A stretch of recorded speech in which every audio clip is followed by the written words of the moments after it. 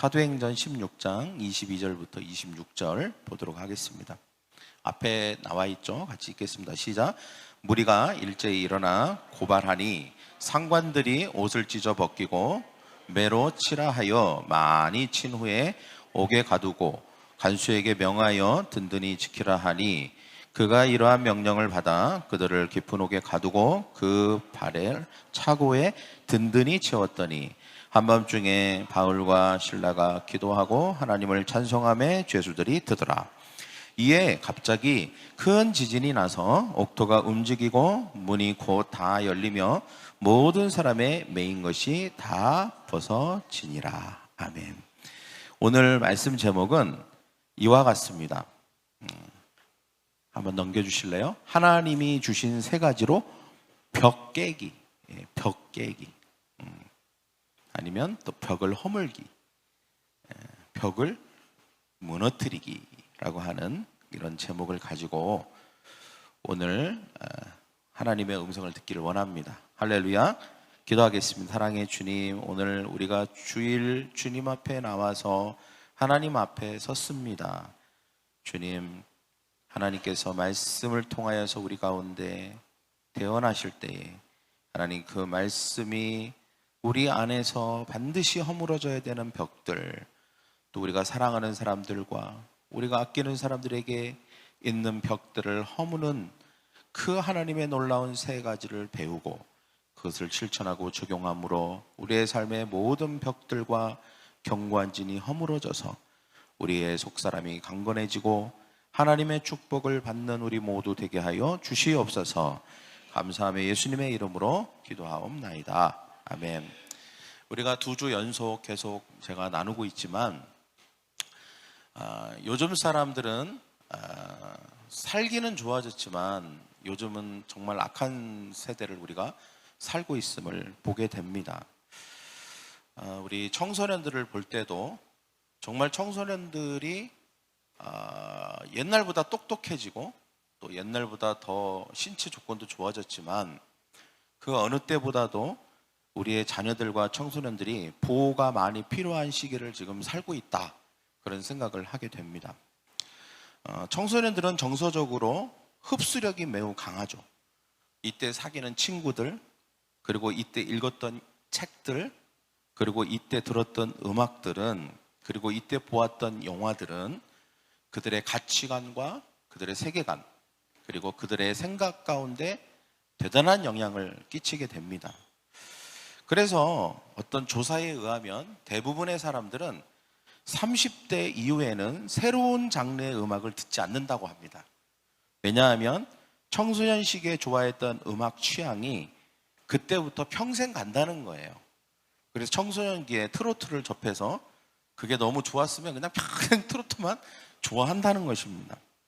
한 고등학생이 있었습니다. 이 학생이 어버이날 부모님 앞에서 스스로 목숨을 끊으려고 했습니다. 생각만 해도 끔찍한 그런 일이 실제로 일어날 뻔했죠. 그날 아들의 행동이 좀 이상하다 싶어서 평소와 달라서 엄마가 지켜보고 있었습니다. 죽으려는 순간 눈치를 채고 아들을 덮쳐서 끌어안고 놓아주지 않아서 간신히 목숨을 건졌어요. 엄마는 그 아들을 끌어안고 통곡을 했는데 아들은 아무런 반응이 없는 거예요. 멍한 눈으로 초점 없이 그냥 엄마를 바라보는 것입니다. 부모는 유명 인사였습니다. 아이가 태어나자마자 이 부부는 해외 유학길에 올랐고 아내는 일을 했고 남편은 공부를 했습니다. 일하는 시간에 아들은 다른 곳에 맡겼습니다. 그런데도 아이는 스스로 잘 크는 것 같았습니다. 유치원에서 초등학교까지 잘 다녔고 한국에 돌아와서는 부모가 역시 둘 다 바쁘게 살았지만 이 아이는 중학교도 진학을 했고 또 열심히 공부를 했습니다. 그래서 부모님은 그냥 아이를 보면서 안심했죠. 그런데 이 중학교에 진학한 아이가 독서에 빠진 것입니다. 방에서 나오지를 않고 책만 읽고 책에만 몰두를 하는 거예요. 부모는 아들이 게임을 하는 것도 아니고 독서를 많이 하는 것은 좋은 일이라고 생각을 해서 크게 염려하지 않았습니다. 아이가 고등학교에 진학했고 성적도 아주 준수했습니다. 그런데 고등학교 1학년 말부터 아이가 이상한 행동을 하기 시작했습니다. 친구에게 관심이 없고 부모와도 대화를 하지 않고 오로지 책에만 몰두를 하는 것입니다. 나중에 아이가 읽은 책의 목록을 보고 부모님은 깜짝 놀랐습니다. 전혀 모르는 작가들, 이름도 없고 내용은 매우 자극적이고 잔인하고 끔찍한 표현들이 있는 그런 책들을 다 몰두하고 있었던 것입니다. 아이는 부모가 모르는 사이에 그런 책들을 탐독했고 청소년기를 보냈던 것이죠. 그래서 점점 주위 사람들과 정상적인 대화나 관계를 할 수 없었고 가족과도 멀어지게 됐던 것입니다. 그러다가 그 책에 나오는 어떤 내용을 행동으로 옮긴 거였습니다. 이렇게 반복해서 우리가 짓는 죄들이나 아니면 어떤 거절감이나 상처나 또는 청소년기에 접한 과격하거나 아니면 매우 세속적이거나 성적인 정보들, 그리고 잘못된 우리 사상이나 그리고 잘못된 가치관에 영향을 줄 수 있는 이런 정보들은 일종의 벽이 됩니다. 그 외에도 다양한 원인들이 있죠. 성경에는 이러한 벽을 견고한 진이라고 표현을 합니다. 견고한 진. 저를 따라 해볼까요? 견고한 진. 네. 이것은 우리가 여러 가지 것들을 통해서 우리 안에 차곡차곡 쌓여서 처음에는 그것이 아주 튼튼하고 큰 성이 아니지만 점점 벽돌 하나가 2개가 되고 2개가 3개가 되고, 그래서 그것이 계속 쌓여서 무너뜨릴 수 없을 만큼 딱딱하고 아주 튼튼한 큰 성이 되어버리는 것을 말하는 것입니다. 이렇게 큰 성이 되면, 큰 견고한 진이 되면 어떠한 진리도 어떠한 좋은 것도 들어가지 않습니다. 받아들이지 않게 되는 것이죠. 그래서 성경에는 이런 견고한 진을 무너뜨리기 위해서 반드시 필요한 것이 있다라고 우리에게 말하고 있습니다. 이 벽을 그대로 두면 하나님 나라의 복음도 들리지 않고 정상적인 생활도 하기가 어렵고 가족과 정상적으로 소통하기도 어렵고 자신도 행복한 삶을 누리지 못하기 때문입니다. 그렇기 때문에 이 벽은 반드시 깨뜨려져야 하는 줄 믿습니다. 그리고 이 벽은 오직 하나님의 능력으로만 되는 것이죠. 인간적인 방법으로는 잘 되지 않습니다. 많은 경우 이러한 견고한 진이 한 번에 깨지지 않고 시간이 걸리는 이유가 있습니다. 왜냐하면 우리를 향한 하나님의 세심한 배려 때문이죠. 오랜 시간 동안 어떤 가치관이나 오랜 시간 동안 어떤 정보나 오랜 시간 동안 내 안에 구축된 것이기 때문에 이것이 한 번에 무너지면 엄청난 혼동을 겪게 됩니다. 그래서 하나님은 우리를 세심하게 배려하셔서 조금씩 깨시고 금이 가게 하시고 그리고 흔드시고 그리고 마지막 종국에는 그것을 무너뜨려 주시는 것입니다. 이것이 하나님이 우리의 삶 가운데 하시는 일이라고 믿습니다. 할렐루야. 이런 일들은 청소년들에게만 일어날까요? 그렇지 않습니다. 이미 어른이 된 우리 자신, 그리고 우리 주변에 있는 우리가 복음을 전하거나 하나님에 대해서 말할 때 그것을 받아들이지 않는 사람들, 또 우리의 가족이 될 수도 있고 남편이 될 수도 있겠죠. 또 그런 게 아니더라도 어떤 죄나 아니면 잘못된 습관이나 약물 중독이나 어떤 잘못된 가치관으로 인해서 거기에 완전히 갇혀서 헤어나오지 못하는 사람들이 있습니다. 이런 일들은 누구에게나 일어나는 일입니다. 이러한 벽들이 누구에게나 있다는 것이죠. 우리 자신을 볼 때에도 분명히 벽이 존재합니다. 그 벽이 무너질 때에 비로소 우리가 그 벽으로 인해서 가로막혀 있던 것들을 뚫고 돌파하고 우리가 앞으로 나갈 수 있는 것입니다. 진리를 막고 있는 것들, 그런 벽들이 사라져야 복음을 듣고 깨닫게 되고, 또 우리가 전도를 할 때나 제자를 삼을 때나 세런들을 성장시키기 위해서 뭔가를 리더들이 하려고 할 때도 다 이런 벽들을 어떻게 무너뜨리느냐에 따라서 그것의 효과를 얻을 수 있는 것입니다. 벽을 깨려면 3가지가 필요합니다. 저를 따라해볼까요? 3가지. 첫째는 빛을 비추어야 합니다. 2번째는 찬송과 기도가 있어야 합니다. 3번째는 복음의 말씀을 전해야 합니다. 뭐라고요? 빛을 비춰야 되고요. 그리고 찬송과 기도가 있어야 됩니다. 그리고 복음의 말씀이 있어야 합니다.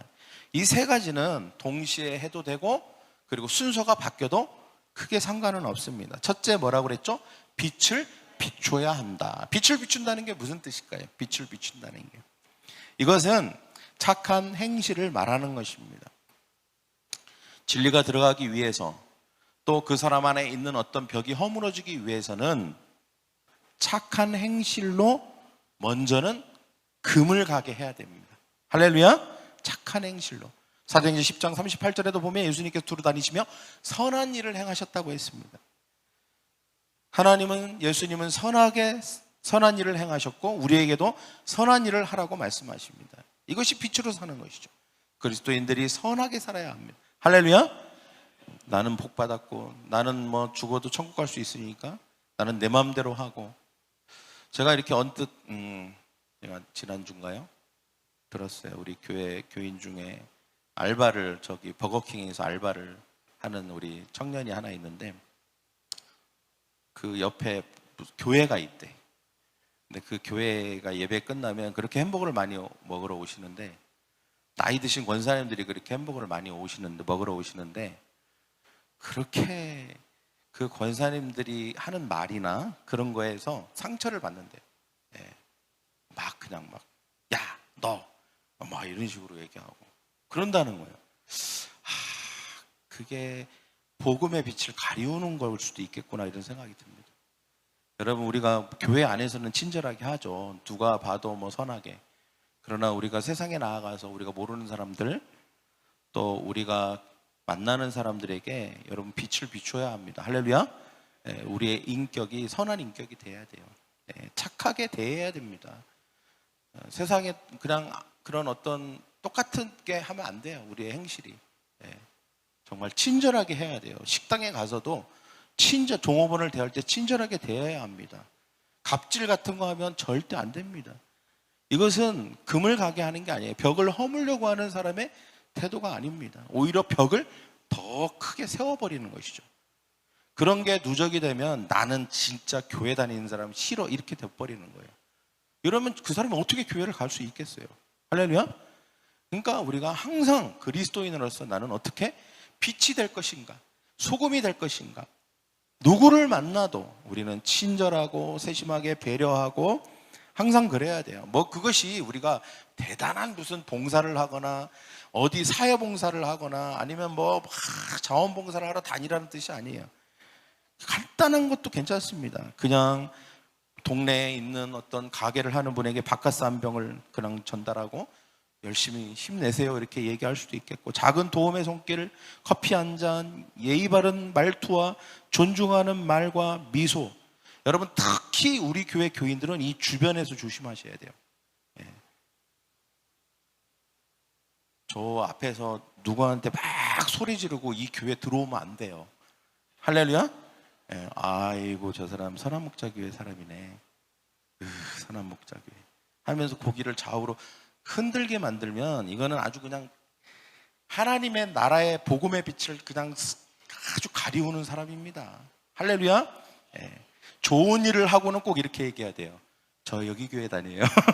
할렐루야. 좋은 일을 하고는, 좋은 일, 뭘 많이 산다거나 뭐 부동산에서 계약을 한다거나 이럴 때 꼭 얘기해야지. 저 선한목자 교회 다녀요.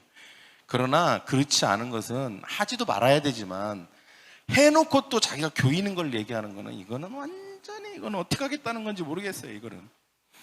그래서 여러분, 우리가 견고한 진에 견고한 벽에 금이 가도록 하는 게 중요합니다. 우리 가족들, 또 믿지 않는 가족이 있을 수 있겠죠. 또 우리가 전도하려고 하는 사람들이 있을 수 있을 것입니다. 또 우리가 사랑하는 사람들을 우리가 하나님께로 인도한다고 한데도, 또 우리가 세런들에 대해서도 마찬가지예요. 우리 리더들이 항상 뭘부터 해야 돼요? 선한 일부터 해야죠. 선한 일부터. 뭘 요구하기 전에 선한 일부터. 할렐루야. 그래서 선한 일을 먼저 해야 되는 것입니다. 선한 일을. 그래서 금이 가야 돼요. 우리의 마음 안에 뭔가 딱딱하고 굳어져 있고 뭔가 이런 것들이 금이 싹 가야 됩니다. 여러분, 그것이 오랜 시간 누적이 되면 계속 빛을 비추면 따뜻한 해가 나그네 옷을 벗기듯이 스르륵 하고 뭔가 희망이 생기기 시작하는 것이죠. 뭔가 금이 가기 시작하는 것입니다. 그동안 갖고 있던 기독교에 대한 편견이나 교회에 대한 잘못된 경험이나 정보들이나 하나님에 대한 상처들이나 오래된 고집들, 잘못된 가치관들과 습관들이 금이 가고 흔들리게 되는 것입니다. 할렐루야. 그러나 이런 인간적인 노력으로만 되는 것은 아닙니다. 결정적인 변화가 일어나는 게 아니에요. 이것이 필요하지만 다음 게 없으면 비록 흔들리고 금이 갔다 할지라도 그것은 그냥 계속 남아 있습니다. 뭘까요? 두 번째는 찬송과 기도입니다. 저를 따라요. 찬송과 기도. 네, 찬양과 기도. 제가 생각을 해봤어요. 언제 내 안에 있는 벽이 무너질까?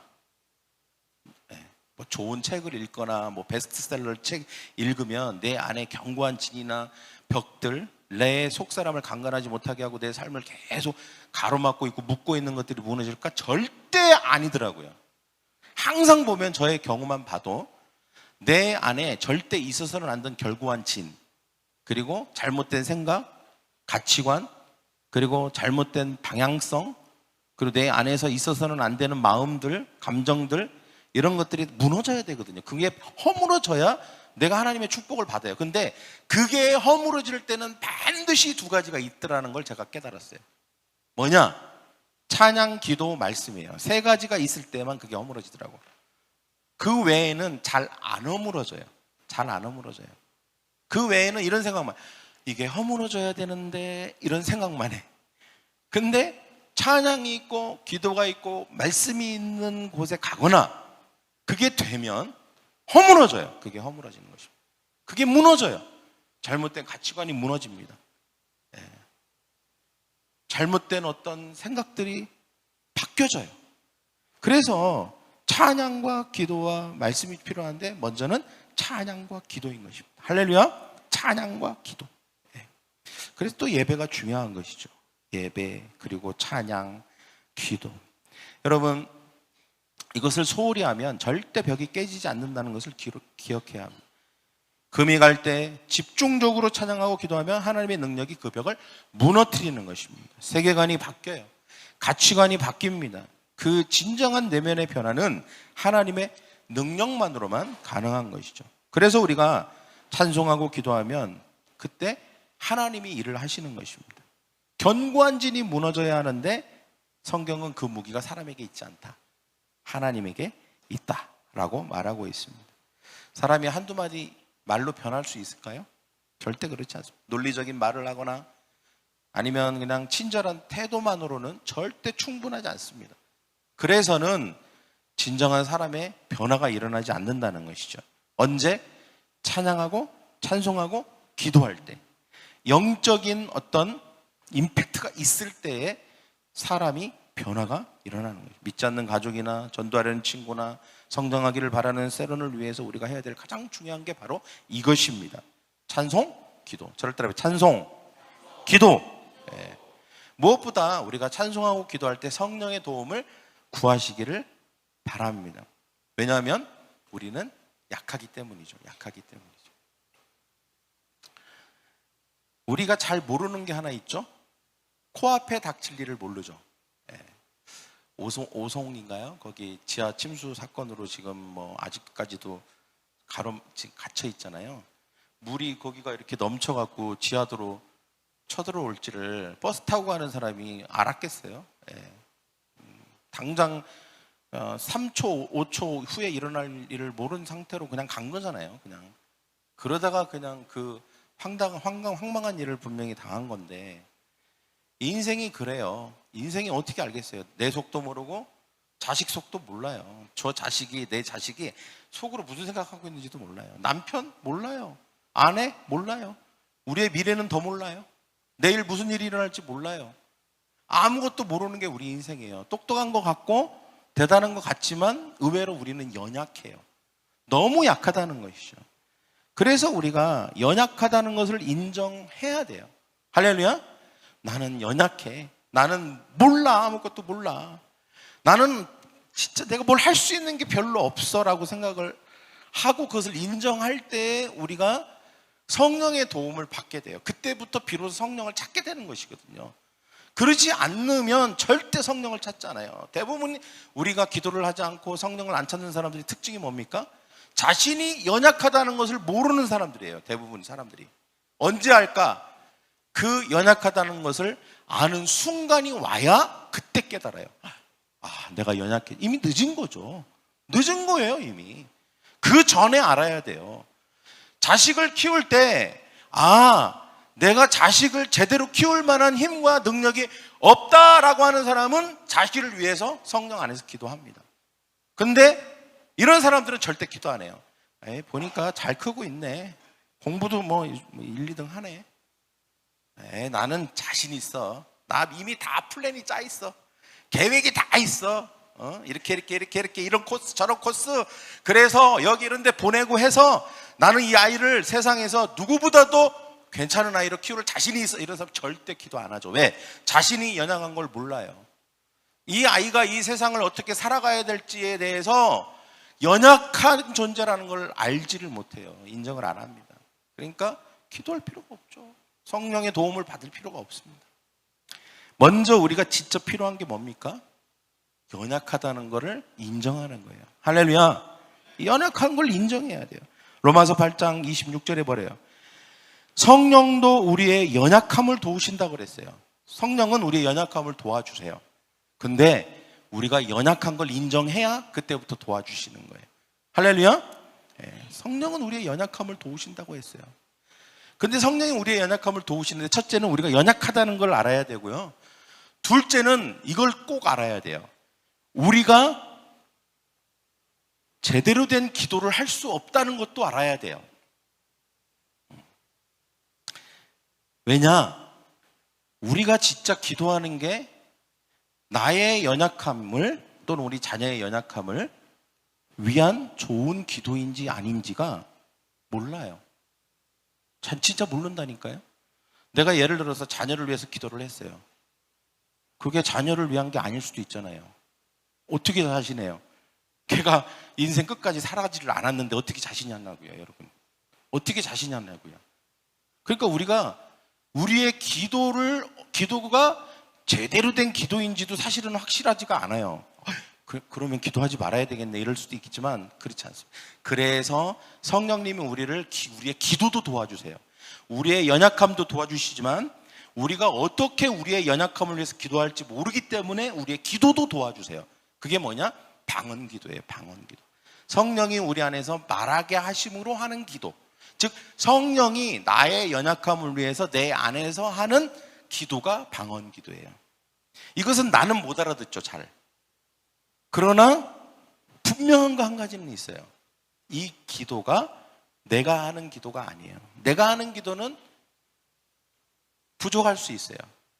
내가 하는 기도는 완벽하지 않을 수 있어요. 그러나 성령이 내 안에서 하시는 기도는 완벽한 기도예요. 나를 위한 완벽한 기도. 최상의 것이 무엇인지를 아는 기도예요. 그래서 마지막에 뭐라고 합니까? 모든 것이 협력하여 선을 이룬다. 하나님의 부르심을 받은 자들은.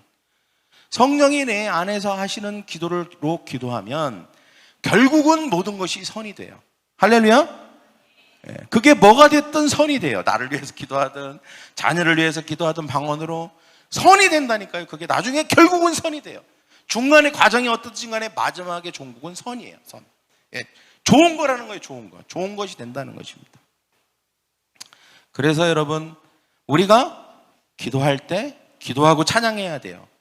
그래야 벽이 허물어지는데 어떻게? 성령 안에서 먼저 기도하는 게 중요해요. 두 번째는 뭐냐면 이렇게 기도해야 됩니다. 찬양과 감사로 기도해야 됩니다. 찬양하면 어둠이 힘을 잃습니다.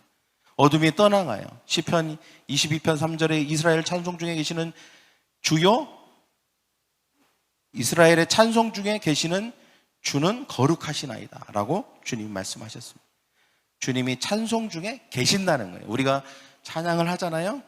그러면 마치 어두운 깜깜한 방에 전기 스위치를 딱 켜면 환한 빛이 들어와서 어둠이 물러가는 것처럼 우리 안에 있는 모든 어둠이 힘을 잃고 도망가는 줄 믿습니다. 할렐루야.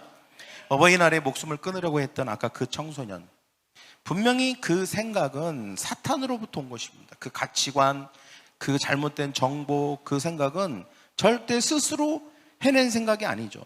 말도 안 되는 일이 일어날 뻔했기 때문에 가족들은 충격을 받았습니다.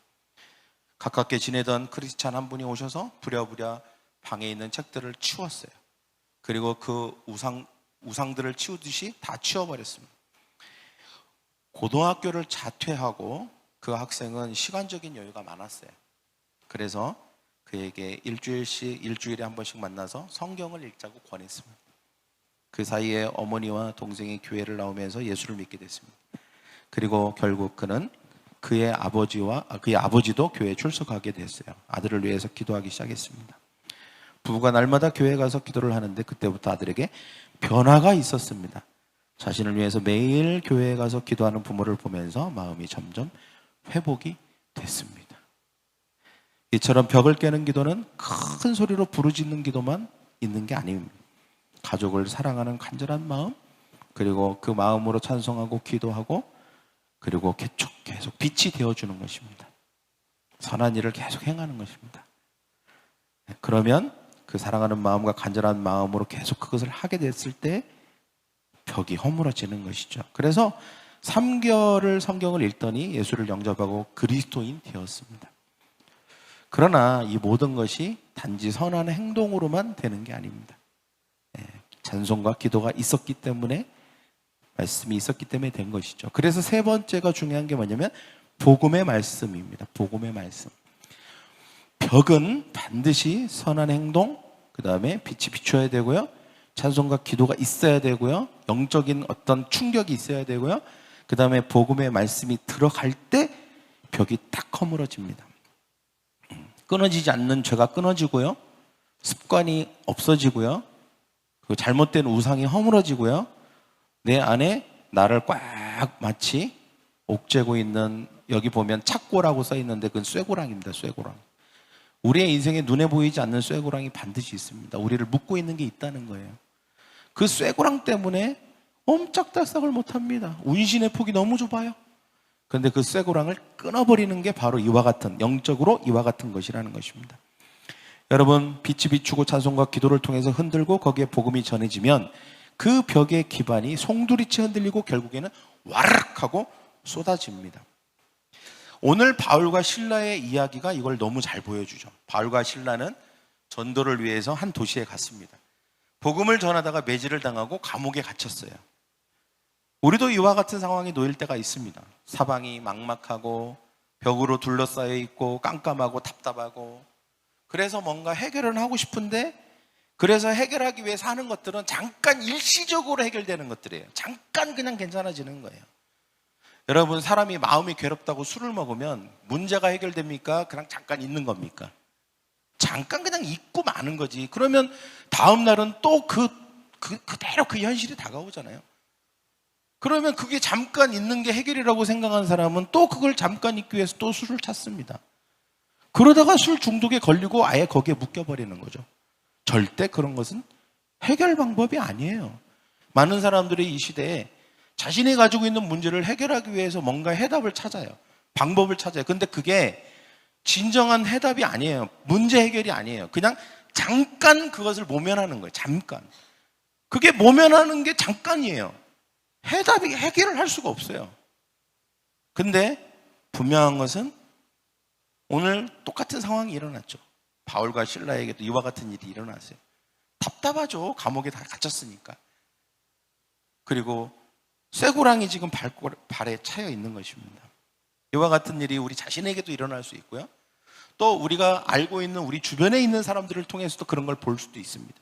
우리의 자녀들이 그렇게 돼 있는 상황을 볼 수도 있고, 우리의 형제들이나 또는 우리가 알고 있는 주변의 친구들이나 우리의 세런들 중에서도 그런 답답한 상황에 둘러싸여 있는 상황을 우리가 마주하게 될 때도 있습니다. 이때 우리는 어떻게 해야 될지 막막하죠. 어떻게 해야 되지? 어떻게 해야 되지? 어떻게 하면 이것으로부터 태어날 수 있을까? 우리는 바울과 실라가 어떻게 했는지를 꼭 알아야 합니다. 그들은 어떻게 했습니까? 성경에 보니까 감사하고 찬양했다고 성경에 나오고 있습니다. 바울과 실라가 한밤중에 하나님 앞에 찬송하고 감사하고 기도했다, 이렇게 성경에 말하고 있죠. 그들이 그렇게 했을 때 그것은 하나님을 향한 예배였어요. 그때 분명히 어떤 일이 일어난 것입니까? 영적인 세계에서는 충격이 일어나고 있는 것이죠. 쿵쿵쿵쿵 충격이 일어나는 것입니다. 그리고 그 영적인 세계는 실질적인 세계, 실제 세계에 또 충격을 가하고 있는 것입니다. 그리고 그들이 기도하고 찬양할 때 거기 있는 모든 죄수들이 다 듣고 있었습니다. 근데 그들이 그렇게 기도하고 찬양하는 중에 갑자기 지진이 땅이 요동을 했어요. 흔들렸어요. 그리고 모든 사람들의 묶인 것이 다 풀어졌습니다. 이와 같이 찬송과 기도는 강력한 하나님의 능력이 있습니다.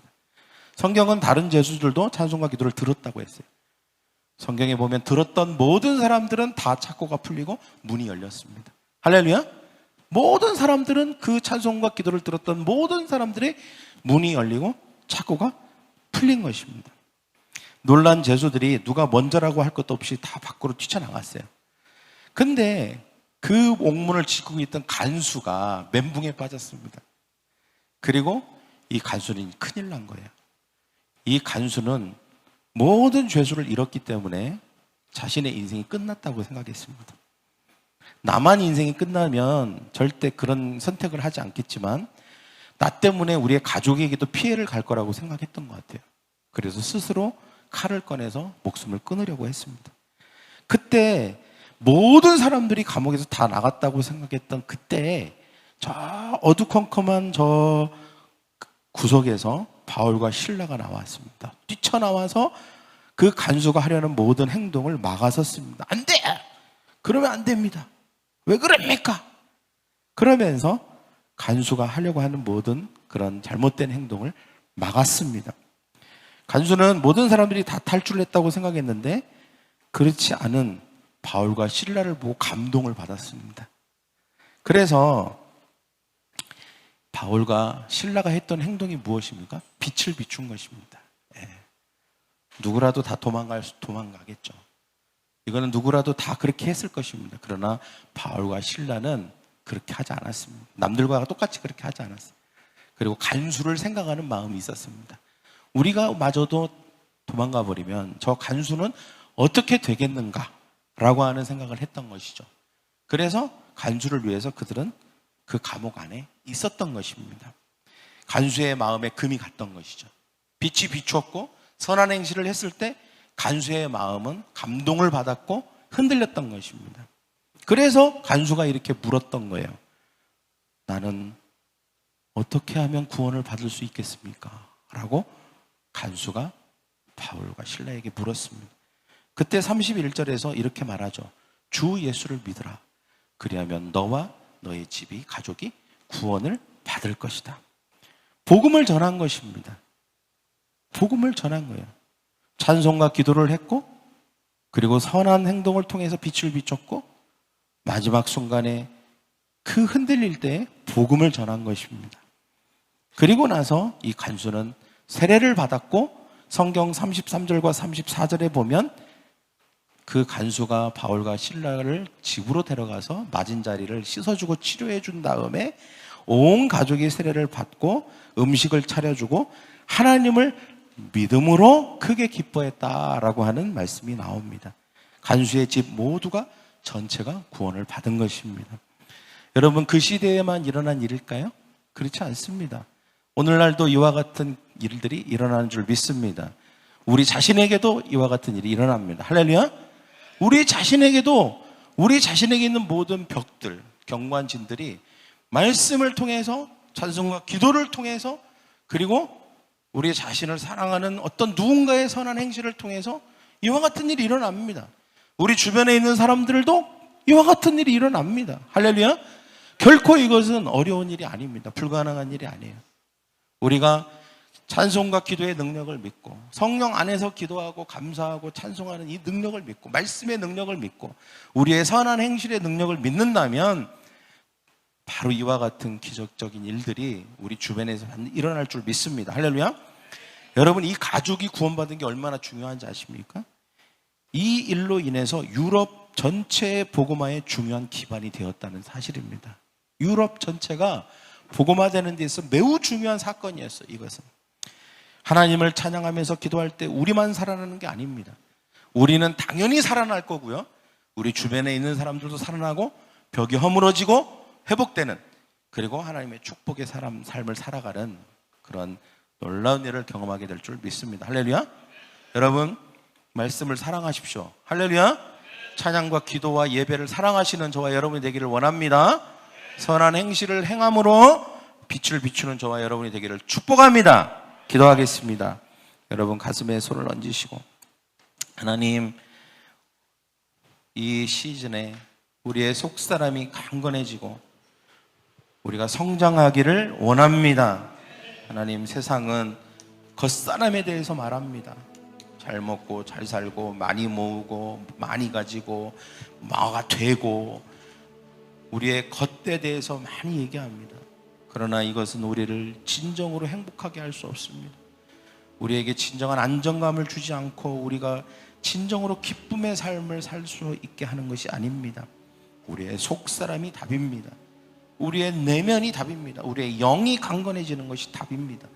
우리의 영과 속사람이 강건해지고 튼튼해지는 이번 시즌이 되게 하여 주셔서 우리의 남은 삶을 넉넉히 감당할 수 있도록 도와 주시옵소서. 오늘 말씀처럼 우리가 선한 행실로, 찬양과 기도로, 말씀으로 우리의 속사람이 강건해지고 우리 안에 있는 잘못된 모든 것들을 허물어뜨리고 깨버리는, 그래서 우리가 주님이 우리에게 허락하신 좋은 것들로 쌓아가는 우리의 시즌이 되게 하여 주시옵소서.